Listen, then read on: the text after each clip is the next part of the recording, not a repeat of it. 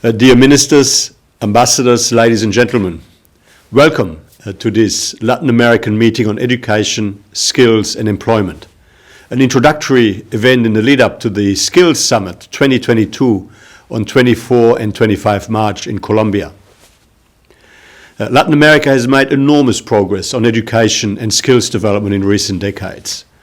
This has included substantial increases in the educational attainment of the population, the expansion of general education, and also a material increase in access to tertiary education. Indeed, in the 10 years from 2010 to 2020, the overall enrollment rate in tertiary education across the region increased by 13%, from 41% to 54%. However, and this won't surprise you to hear either, the region still faces some important skills challenges. Regional performance on international standardized tests is still well below the OECD average, and many adults lack the skills needed to thrive in a globalized and digital world.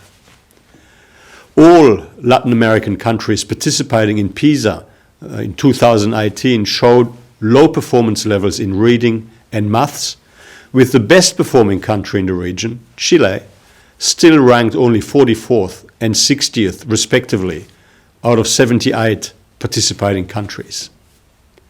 In addition, labor informality, which affects more than half of the workers across the region, limits access and take-up of lifelong learning opportunities for adults, which in turn has a negative impact on social mobility and opportunity to get a better job and generally to get ahead. The situation is particularly challenging for women and for young people.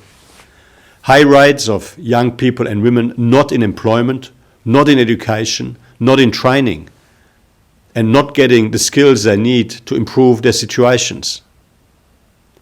The gender gap is persisting in the fields of science, technology, engineering and mathematics, which also limits women's access to well-paid jobs.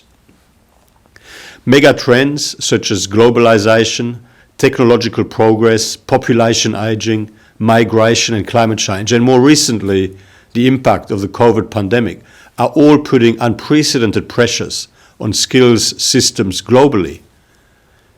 While Latin American countries seek to limit the impact of COVID-19 on public health and their economies, the pandemic has also created many challenges for education and training systems across the Latin American region.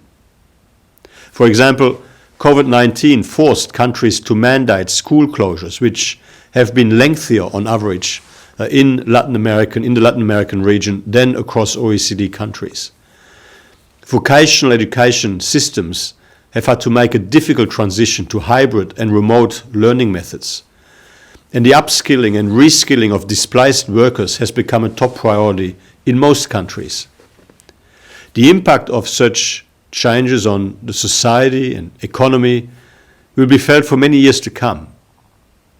And while country-specific conditions vary across the region, Latin American countries share a number of common skills challenges, such as the need to increase adults' skills and productivity, promoting adult education, and improving its quality, expanding the share of formal jobs.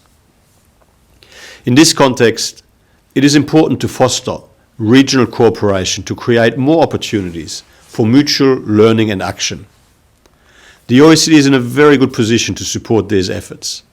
Our members, which includes Chile, Colombia, Mexico, and most recently Costa Rica, and substantive engagement with the region, puts the OECD in a centrally privileged position to help Latin American countries to address the skills challenges for a strong recovery, sustainable and sustained growth across the region. Thank you, and I wish you a good and productive meeting.